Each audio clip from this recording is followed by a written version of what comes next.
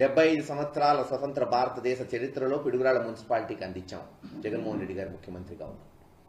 మరి ఈ కోణంలో పిడుగురాళ్ల మున్సిపాలిటీ 33 వార్డులు ఉంటే చైర్మన్గా సుబ్బారావు గారిని ఆర్యవైశ్యుల్ని, వైస్ చైర్మన్లు కూడా ఓసీలు వస్తే ఒక దాంట్లో ముక్కంటి గారు ఎస్సీ, ఒక దాంట్లో జిలానీ ముస్లింని నామినేట్ చేశాం ఆ రోజు కౌన్సిలర్స్ నుంచి.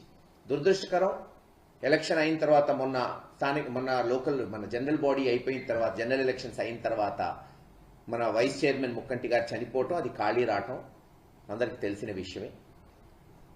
పోయిన నెలలో ఎలక్షన్ పిలిచారు ఎలక్షన్ కమిషన్. 33 కౌన్సిలర్స్ లో 32 మంది వైఎస్ఆర్సీపీకే ఉన్నారు, ఒక తెలుగుదేశం మారారు ఎలక్షన్ ముందు. ఈ 32 మంది కూడా మాతోనే ఉన్నారు. మరి అటువంటి తరుణంలో ఈరోజు పిడుగురాళ్ల మున్సిపాలిటీకి పోయిన నెలలో వైస్ చైర్మన్ ఎన్నిక వస్తే 33 కౌన్సిలర్స్లో 32 మంది వైఎస్ఆర్ కుంటే అవలీలగా జరగాల్సిన ఎన్నిక. కానీ ఆ రోజున కౌన్సిలర్స్ అందరూ వైస్ చైర్మన్ ఎన్నుకోవడానికి పోతే అధికారులను బెదిరించి వాళ్ళ చేత పోస్ట్పోన్ చేయించారు ఎన్నికని.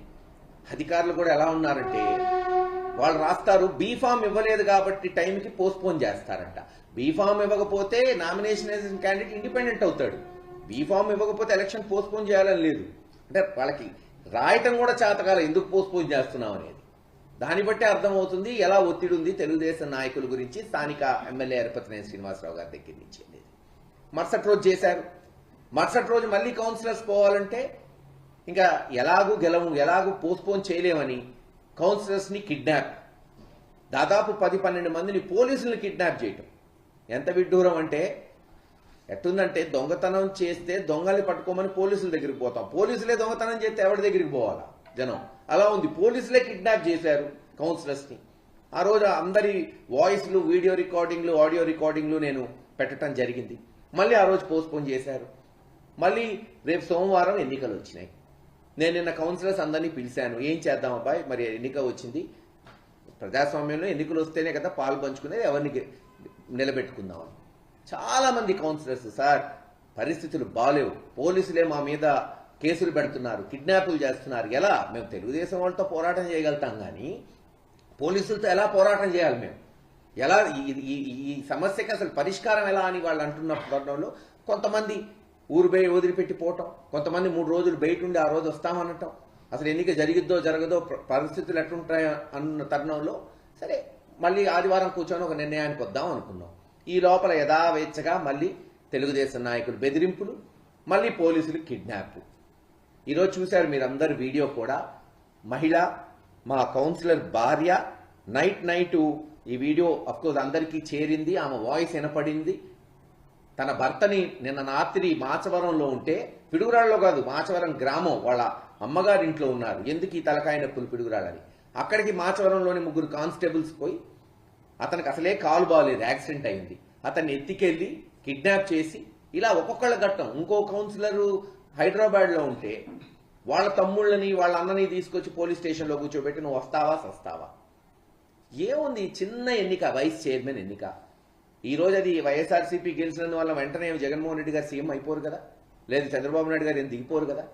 కానీ తెలుగుదేశం ప్రభుత్వం సంకేతం పంపించుండొచ్చు, ఎస్ ఎవరుంటారో మెజార్టీ వాళ్ళు వెళ్ళిపోతారు, ప్రజాస్వామ్య పద్ధతిలో ఎలక్షన్లు జరగాలని ఒక మంచి సంకేతం. మరి వయసులో పెద్దవాడు, అత్యంత అనుభవం ఉన్న చంద్రబాబు నాయుడు గారు ఒక మంచి సంకేతం ఇచ్చుండొచ్చు, కానీ ఇవ్వలేదే. చిన్న ఎన్నికను కూడా మేము రాజకీయం చేస్తాం, వదలం, భయభ్రాంతులు చేస్తాం, డబ్బులు ఇచ్చి కొంటాం, ఎట్టన్నా మేము గెలవాలి. గతంలో ఇలా జరగలేదే. జగన్మోహన్ రెడ్డి గారు దాదాపు 120-130 మున్సిపాలిటీల్లో అన్ని గెలిచినా 2 మెజార్టీ తగ్గింది, దర్శిలో తాడిపత్రిలో. ఆ రోజున ఆయన తలుచుకుంటే 2 కౌన్సిలర్స్ అటు నుంచి ఇటు రాలేరా చెప్పండి. ఖచ్చితంగా ఆ రోజు తాడిపత్రిలో ఉన్న జేసీ ప్రభాకర్ రెడ్డి గారే చెప్పాడు, ముఖ్యమంత్రి జగన్మోహన్ రెడ్డి గారు తలుచుకుంటే నేను అయ్యేవాడిని కాదు చైర్మన్, కానీ ప్రజాస్వామ్య పద్ధతిలో ఆయన వెళ్ళిపోయాడు కాబట్టి అని. మరి ఈరోజు ఎక్కడున్నాయి విలువలు? 9 నెలలు అయింది, ఇచ్చిన హామీలు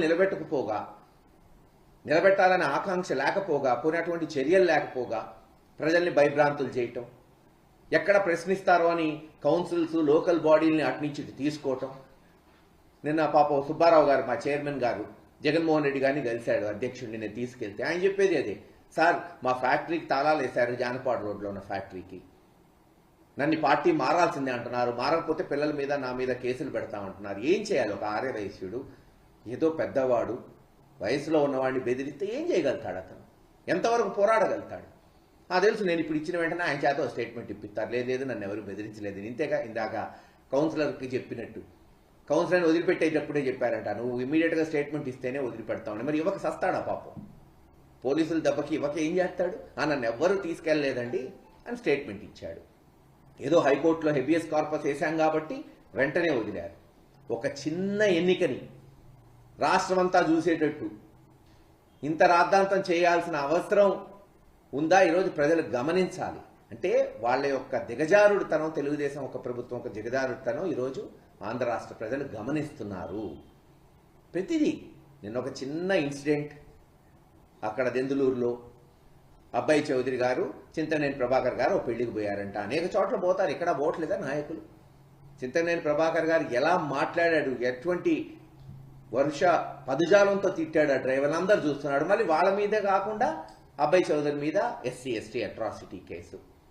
అధికారం ఉంది, ఏమన్నా చేస్తాం, ఎలాగన్నా నెట్టుకొని పోతాం. పోండి, ప్రజలు చూస్తున్నారు. ప్రజాస్వామ్యంలో అంతిమంగా ప్రజలు అన్ని గమనిస్తున్నారు. మీకే తెలిసింది కదా, వచ్చే 4 ఏళ్ల తర్వాత జరిగే సార్వత్రిక ఎన్నికల్లో ఈ చేస్తున్న పరిస్థితులన్నిటికీ ఎటువంటి తీర్పు ఇస్తారో, ఆ రోజున మిమ్మల్ని ఎలా శిక్షిస్తారో. అవకాశం ఇచ్చారు, చేయండి, ఇచ్చిన మాట నిలబెట్టుకోండి. జగన్మోహన్ రెడ్డి గారు 2 లక్షల కోట్లు DBT ద్వారా డబ్బులు ఇస్తే మీరు 3 లక్షలు ఇవ్వండి. ఎవరు అప్పారు? 3 లక్షల కోట్లు ఇవ్వండి, ఎవరు కాదన్నారు? ఆయన 2 లక్షల కోట్లు ఇస్తే మీరు 3 లక్షల కోట్లు ఇచ్చి ఆదుకోండి.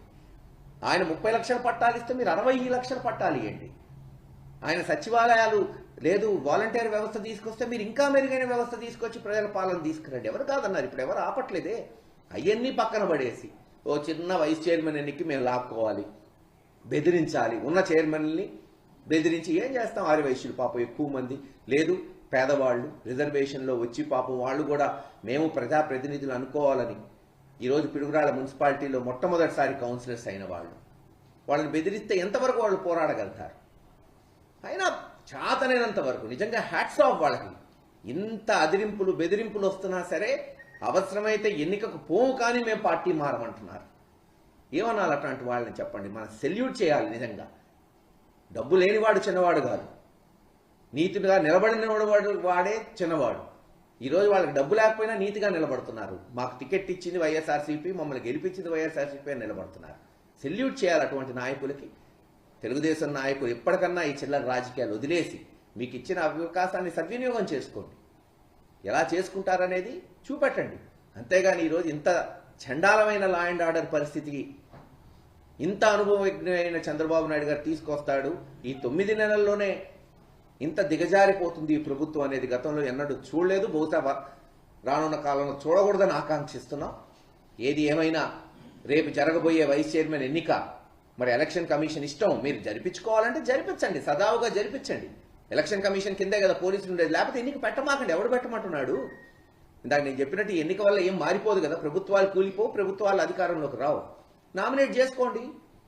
ఎవరు కాదన్నారు? సొసైటీలు నామినేట్ చేశారు, మొన్న నీటి సంఘాలు నామినేట్ చేశారు.